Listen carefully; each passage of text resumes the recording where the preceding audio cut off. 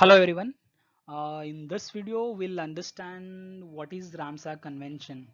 Just by looking at a word Ramsar, you may think that okay, this word is a Indian origin.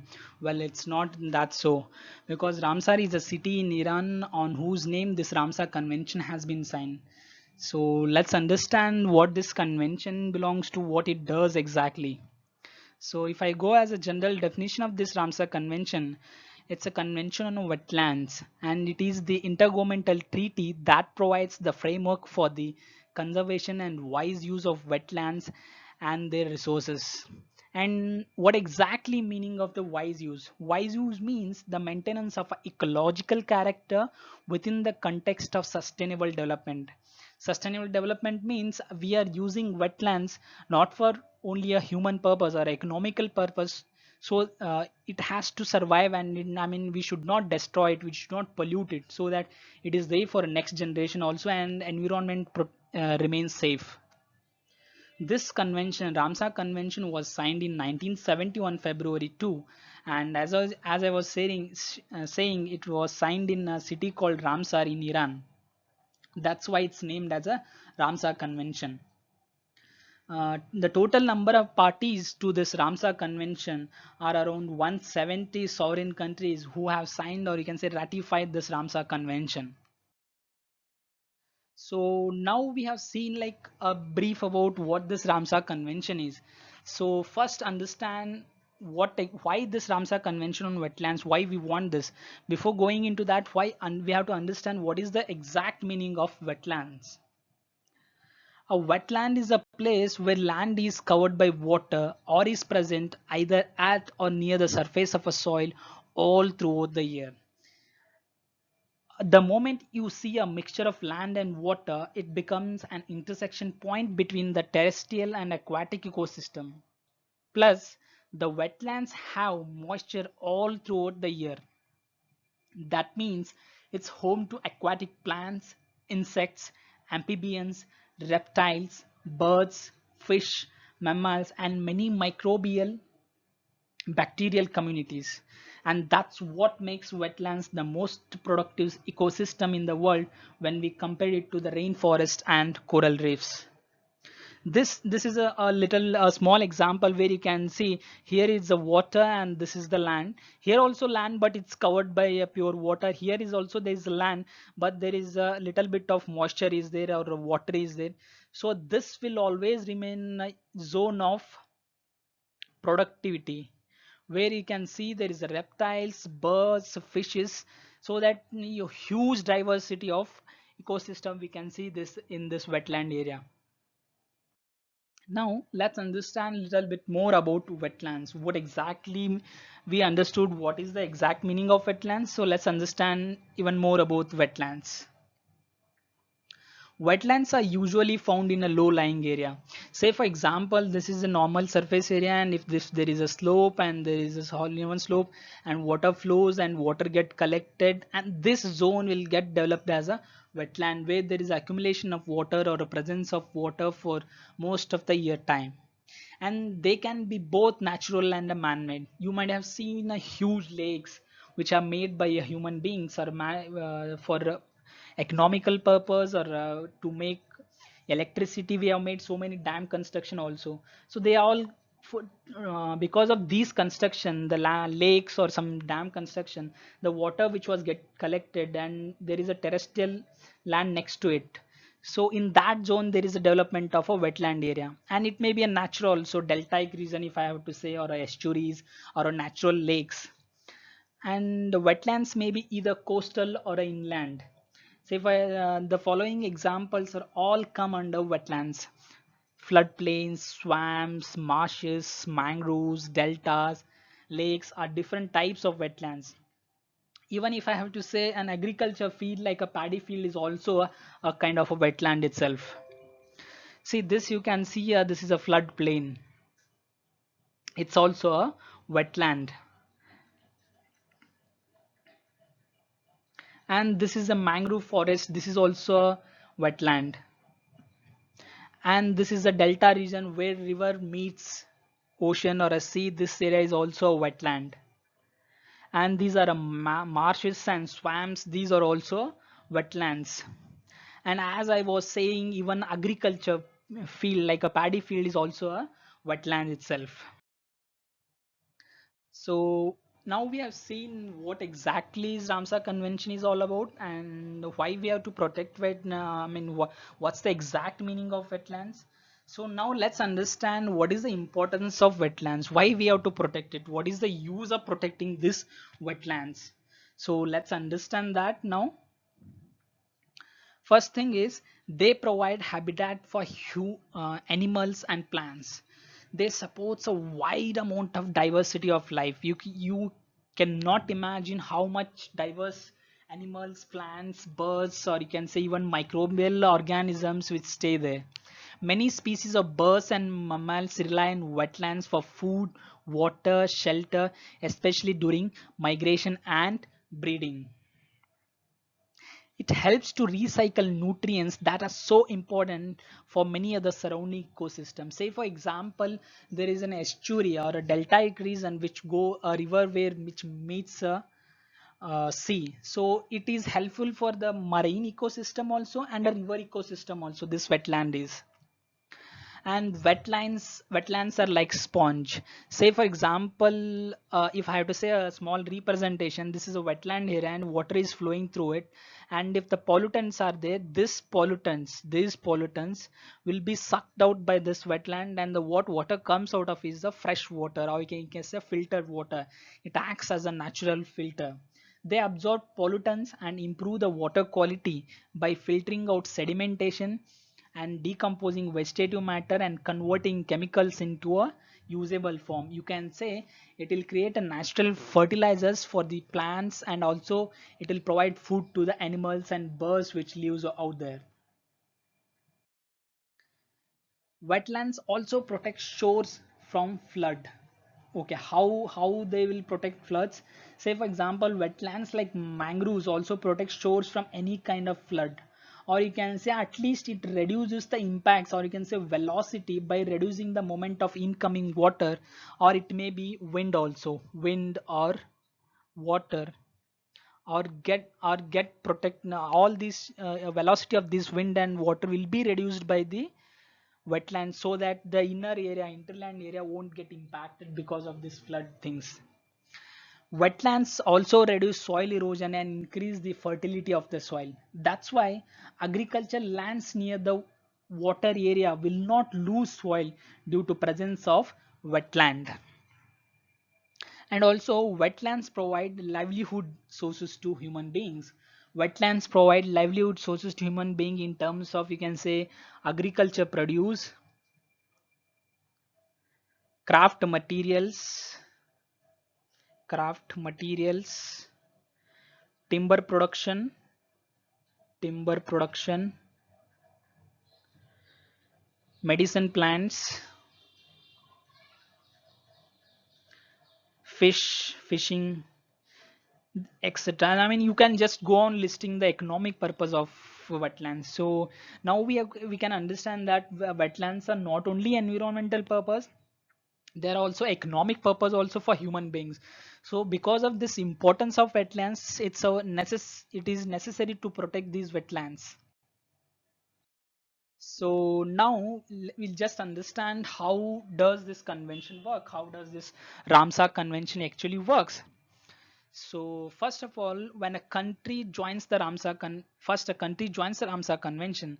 After that, it gets itself listed into the international effort for the conservation and wise use of wetlands. Once a country joins the Ramsar Convention, it has to fulfill at least 3 commitments which are there in the Ramsar Convention. And the first commitment is a country has to designate at least one of the site from its national territory as a wetland to the list of wetlands of international importance, which is also called as a Ramsar list, or you can say Ramsar sites. And it can designate, over the time, the say country one which has joined the convention, it can designate a more number of such wetlands. The second commitment which the country has to fulfill is being part of a Ramsar Convention. A country will get access to knowledge of how to conserve these wetlands and how we can utilize these wetlands sustainably. And some experts from Ramsar advisory mission may visit the member country and analyze the situation, define how to tackle the threats. In a way, you can say you will get an international cooperation or expertise to protect your own wetlands in your country. The third commitment is it also makes the member countries cooperate internationally on transboundary wetlands, shared wetland system, or you can say shared species. For this, if I have to give a typical example is Sundarbans area, which is shared between India and Bangladesh. This is the transboundary region where India and Bangladesh both have to cooperate to protect this Sundarban area, which is also a wetland kind of region. So after understanding the Ramsar Convention, importance of it and how it works, now we'll understand the Montreux record and how it's connected to Ramsar Convention. So if I have to give a general definition of what is Montreux record, so Montreux record is a register of wetland sites where changes in ecological character have occurred or occurring or are likely to occur as a result of technological developments, pollution or other human interference. If I have to say in a layman's term, the Montreux record is nothing but it is the list of a sites or a wetland sites which are threatened by a destruction of a human activity. As simple as that. And you have to know that the Chilka Lake, which comes in Odisha, was the first Indian site to be placed on a Montreux record in 1993 due to siltation, which was choking the mouth of the lake. This resulted in drop in salinity of the lake. After a range of interventions, primarily the successful dredging of lake mouth, opening it to the Bay of Bengal, it was removed from the Montreux record in 2003. In 2002, it was a phenomenal achievement or effort by India. Studies have shown that every rupee spent on the restoration of Chilka Lake since 1991 has yielded more than 15 rupees in return, making it a model case for restoration of other wetlands in India. And this Montreux record is maintained by a Ramsar Convention. And also you should remember this. Currently there are two wetlands of India which are there in the Montreux record. One is a Keoladio National Park in Rajasthan and the other one is Loktak Lake, Manipur.